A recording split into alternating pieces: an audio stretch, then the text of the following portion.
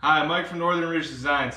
What we're going to be doing today is doing a seal coat on this wood, which is very important because if you don't seal before you do epoxy or your final flood coat, you're going to get bubbles. There's just no way around it. So you have to do some seal coats in order to eliminate those bubbles. So I'm going to show you how to do that. I have a piece of edge glued pine here that we've routed in the Great Lakes, filled them with a blue epoxy.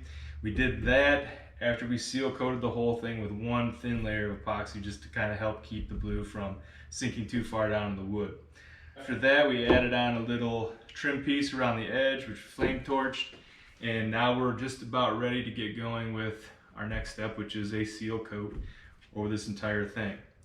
Right now you might be thinking, well, this blue looks really good. It is, it's shiny, you can see the metallic flakes in it. I'm going to scuff the entire thing up with sandpaper where I have seal coated. That way we get a nice mechanical bond with our next seal coat of epoxy. So let's get started with that. It doesn't matter if I sand with the grain or anything like that right now. I'm trying not to hit my flame torch trim here because that has no epoxy on it whatsoever right now. But I'm just trying to rough up where I have that previous seal coat. Now when I get to the blue here, nothing changes. I'm going to scratch it up. Okay, lightly scratching it. These scratches will disappear when I put that next seal coat of epoxy on.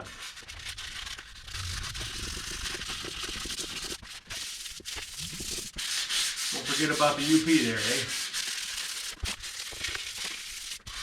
Alright, now I've done all the large areas. Going to fold my sandpaper over, kind of hit all the little bays and areas that need a little touch up on all our Great Lakes. It appears that I've just ruined this piece here. I mean, you see the scratches, it looks fairly deep, but that's all going to disappear when I put this next seal coat on. And again, the seal coat's not going to be perfect. It's meant to just do that. It's meant to just seal the wood and seal off the pores so we get a nice final finished product when we do our final flood coat, which will be a little thicker coat. So I'm going to blow this off. This particular piece is about just under 3 feet by 3 feet, so that's 9 square feet for all you mathematicians out there. And for stone coat countertop epoxy, when you do a seal coat, you want about 1 fluid ounce per square foot. So I'm going to mix up right around 10, maybe even 12 ounces of the 1-to-1 epoxy just to make sure that I get these lakes kind of filled up a little closer to even with everything else. So we're just using a part A, part B, 1-to-1 ratio epoxy. I'm going to pour in the part B first. It's a little thinner product, but it will level out in our mixing glass, which makes it a little easier to calculate the thicker stuff that you pour in there. It displaces the volume much quicker. You get a little more accurate pour. I'm going to pour 6 ounces of each. Here comes part A.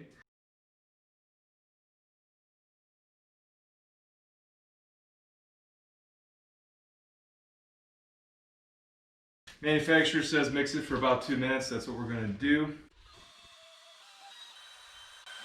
I'm going to pour this in somewhat of a central location so I can kind of mix it around, just ensuring that mix as I spread it around on the piece. So, looks pretty cloudy. Looks like I'm not going to get rid of the scratches, but trust me, it's all going to work out. Got a cheap little foam brush here, just going to use that to spread it around. I might bust out the squeegee just so you can see. Even now, just smoothing it out, you can see scratches have disappeared in the Great Lakes. Just want to make sure we get full coverage here before I start moving any over the edges. Just get it moved around the piece.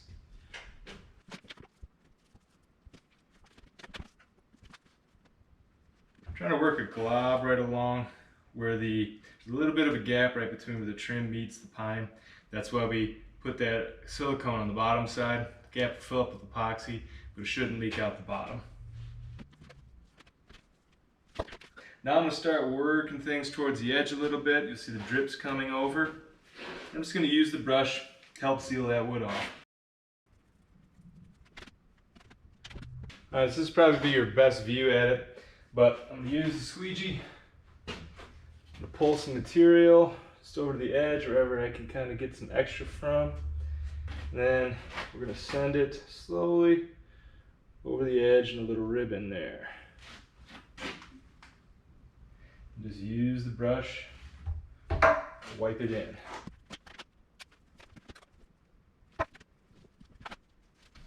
So at this point, I'm going to use a squeegee to move the epoxy around, kind of get it evened out. Any extra epoxy I have, I'm going to use in the legs to help even those out. We're just going to try to smooth it out a little bit with the torch, and then we're going to be done for now.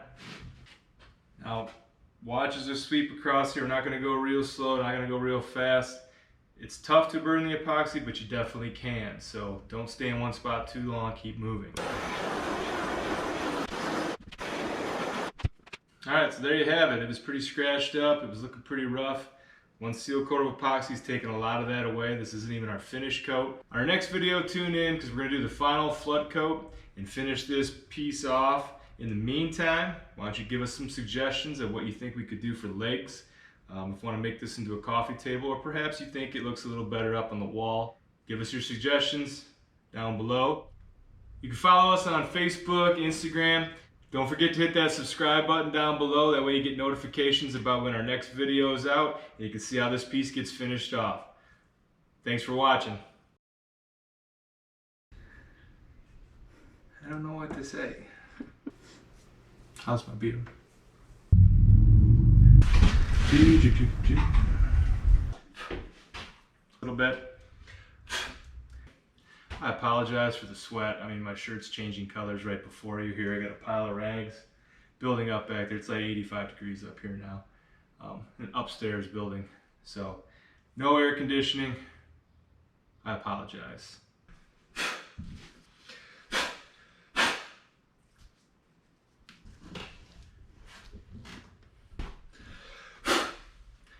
At least it's not hot or anything in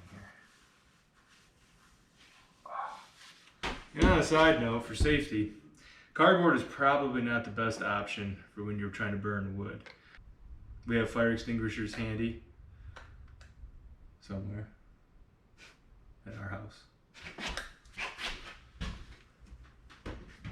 I made it, by the way. It's probably important to note that how I'm prepping this is for Stone Coat countertop epoxy. It's the best epoxy I've come across. We're not sponsored by Stone Coat countertop epoxy, although I would appreciate a little free epoxy, but we're not.